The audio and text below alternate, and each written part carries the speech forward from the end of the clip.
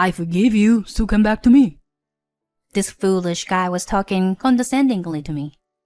What's his problem? I won't forgive this jerk who threw me into the depths of hell. My name is Lydia. I am an ordinary 44-year-old housemaker. I'm busy with house chores every day, and I'm satisfied with my life. My husband Jason and I have been married for almost 20 years. Looking back, a lot has happened in our marriage. The time my father-in-law passed away right after our wedding, and all the errands I had to run for his funeral. When I struggled to find the best way to communicate with the demanding mother-in-law. And then building a house and going through fertility treatment. We never had children. Of course we wanted to, and we tried hard. However, both of us had infertility issues, and the storks never came to us. After having numerous discussions, we decided to be happy with the two of us. I would be lying if I said I didn't feel lonely, but I had my husband. He alone was a source of my emotional support for me. I'm home. What's for dinner tonight? We're having salmon steaks. I found some fresh fish on sale. Whoa, they look delicious, he said at the dining table. Amazing. Your food is the best. Really? I'm glad. Oh, I'm so glad we got married. He looked really satisfied. I was glad I married him too. He made me feel fulfilled. Oh, by the way, one of my colleagues just had his third child. As I was clearing the table, he casually mentioned it. Oh, okay. We'll have to get a baby gift then. Thanks for taking care of it as always. That's okay. It's what a wife is supposed to do. At that time, nothing seemed out of the ordinary, but he may have already started to change without me noticing. One day, I'm invited to a sip and see party at my colleague's house. It's this weekend. Nice. It'll be fun. Don't drink too much, okay? I know. I sent him off that day. It was my first day off alone in a long time. Once the chores were done, I contemplated what to do next. I started to get ready, thinking about catching a movie by myself. Then my phone suddenly came alive. Hello, Lydia? Is Jason with you? The caller was my mother-in-law. Hi, Beth. He's out right now. Oh, was he? He went to a sip and see party at his colleagues. She was silent after my reply. Then she let out a heavy sigh before she spoke.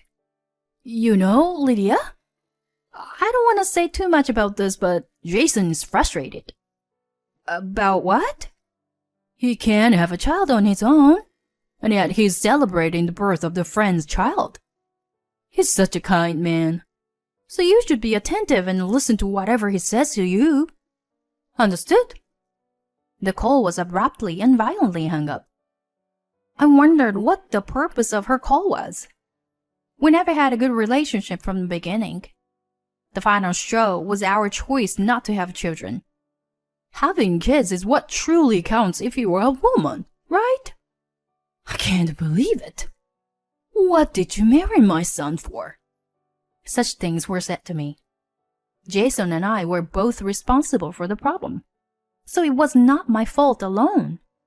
She just didn't want to admit that our son was infertile. Oh dear. Thankfully, she only calls me once in a while and never came over. The call, too, only happened once a month or so. I just had to put up with it and move on. I didn't stress over it and took it in a more laid-back way. I'm back. It was around 7 p.m. when Jason, who probably had a lot to drink, came home. Hey, honey, you must be quite tipsy. Well, he was usually in a good mood when he got drunk, but he seemed to be in a strange mood that night.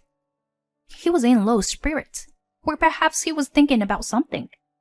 I offered him a glass of water while he sat quietly on the sofa. Are you okay? Thank you. He took it and drank it down in one gulp. I saw the baby. He's so cute. Oh, that's great. To be honest, I have yet to get used to him talking about kids. We wanted to have one, but we couldn't have one. Every time I faced reality, I felt the prickle of pain from the thorn that was still stuck in my chest. I wonder if there's still hope. He slurred. What do you mean? By the time I managed to squeeze out a few words, he was already passed out on the sofa. I wondered what he meant. Maybe he meant that he wanted to have a child.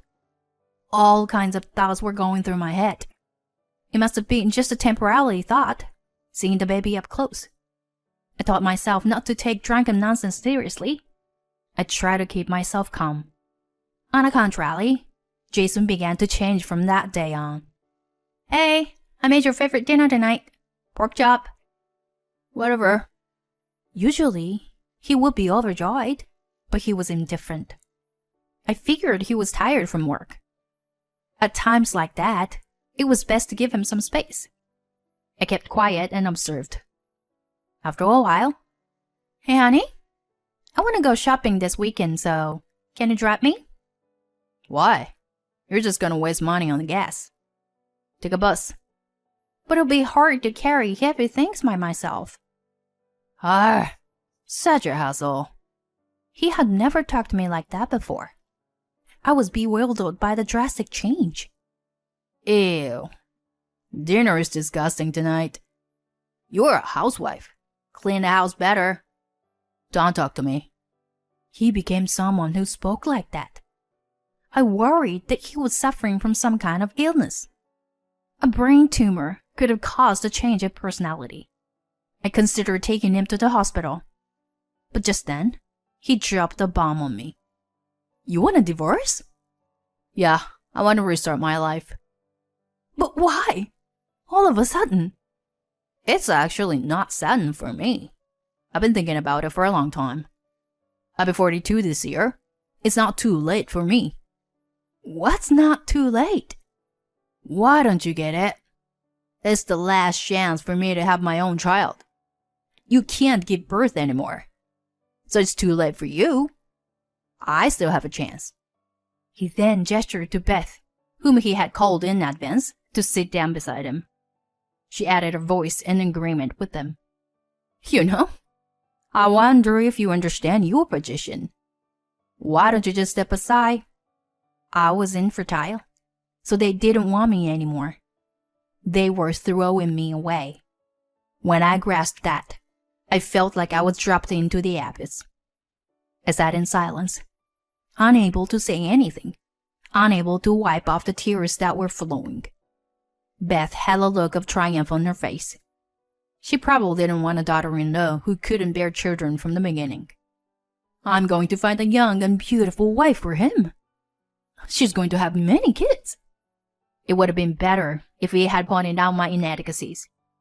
Then I had room for improvement. There was absolutely nothing I could have done about the child. I had no choice but to agree to the divorce. I couldn't understand. I believed that we had been a happy couple. I had made up my mind to support and love Jason for the rest of my life. It was just my own self-indulgence. I felt empty and devastated and could only shed tears uncontrollably. Just think of it as a final act of kindness and agree with the divorce, please. Kindness? Surely if he wanted children, it would have been kind to leave him. Or are you going to ruin my life because of your selfishness? Selfishness. I reluctantly agreed to a divorce. The look of satisfaction on Beth's face made me feel like my heart had been gouged even more. And then Jason mercilessly kicked me out. After 20 years of marriage, it was such a cruel treatment. My parents were terribly worried about me as I became a zombie after the separation. The feeling of being betrayed and abandoned by someone I loved wasn't going away. I cried day in and day out. Maybe I was going back to my old life the next day. Maybe Jason was coming to tell me that it was all a lie. I was hoping for nothing but that. One day, my friend Macy came to see me out of worry. Lydia, don't throw your life away for a man like that. You've been a good wife all your life. She was one of the few friends I kept in touch with after I got married. She was a strong and kind woman who always praised and encouraged me. She knew how to cheer me up. You know, there are as many men in the world as there are stars in space. If you don't find happiness, I won't forgive you. She helped me regain my strength little by little. Before I got married, I worked as an accountant. Although I had a gap of about 20 years, I was able to get a job through Macy's connection. Thankfully, I continued to study and obtain qualifications during my marriage, which paid off. Working and talking to someone distracted me. I started enjoying every day of my life. All of that was thanks to Macy. My parents were relieved to see me back on my feet. 5 years had passed since then. On my way home from work, I ran into someone from my past. Long time no see. Excuse me, but do I know you? How nice of you. It's me. How could you forget? I wondered what he wanted with me after all those years. He even had his mother beside him. Are you stalking me? I had no choice. I don't know where you live or work. I thought if I walked around in your parents' neighborhood, I might see you. It was certainly creepy. So, what can I do for you? I've got something good to tell you. He's so kind, you know. You should be grateful to him. My ex-mother-in-law's grin was also creeping me out. I checked the time on my watch. Sorry, I'm in a hurry. I told you I've got something good to tell you. So listen to me. Let's go to that cafe over there. I was somehow forced to follow them. You can come back to me. Jason suddenly blurted out something inexplicable, but with all smiles besides him. I was confused, trying to figure out what kind of a prank they were pulling. You cried so much and refused to divorce me back then. I thought about it a lot. I can't leave you alone, you poor thing. Come back to me. I almost burst out laughing hearing his comment. No, don't laugh now. I managed to cover it up by hanging my head down. They mistook my reaction as I was relishing in my happiness and carried on with the conversation. I've been thinking about you for the last 5 years. You must be the same about me. I'm sure you miss me. He's been thinking about you ever since the divorce. He waited for you without remarrying. So he couldn't remarry after all. When you come back, I'll have something for you to do, so don't worry. It'd be easier for you to get back into the rhythm again. Apparently, this was the main concern. I showed my keen interest and asked, What is it that you want me to do? My mother-in-law, Jason's grandma, is in need of nursing care. She has dementia, and it's been a lot of work. Ah, I got it. That's why. Come back soon. I love you. I was at my wit's end and burst out laughing. They looked at me with their eyes wide open. Are you that happy? Well then, Lydia, you can come back with us today. You too. Please. Keep your jokes between yourselves. I looked down at them coldly. Why would anyone go back to being a slave now? It's not that you didn't remarry by choice, but you simply couldn't, right? What makes you think that I still love you? After such a horrible divorce. Have at least some decency without being complete idiots. I put some cash and my coffee on the table and turned to leave the cafe. Then a girl came inside. I'm back. The girl jumped into my chest. Hey, Amy, sweetie. What are you doing here?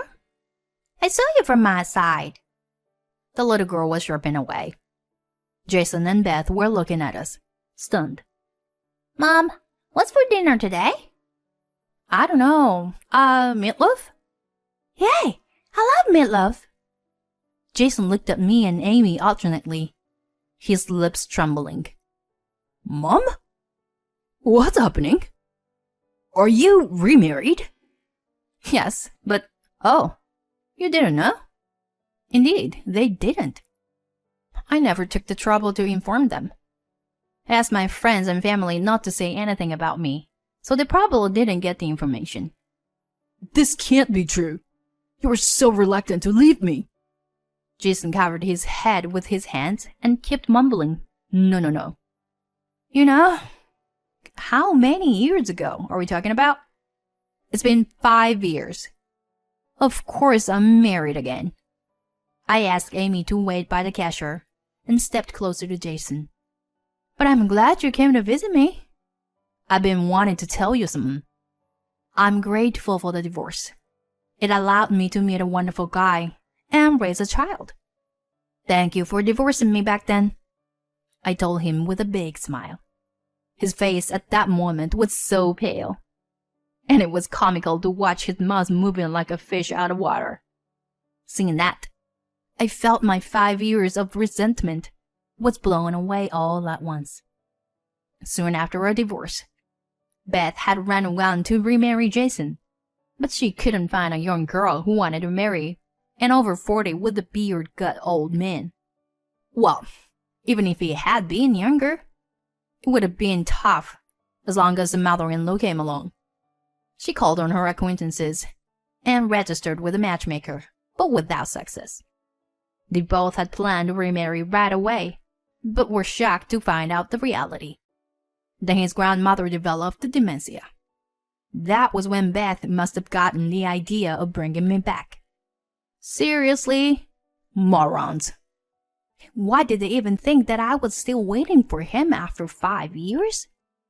I'm very happy now. I have a sweet husband and a beautiful 7-year-old daughter. I met him through Macy, and we started going out. We hit it off exchanging our divorce stories and ended up getting married. I wasn't sure if I would be able to get along with Amy at first.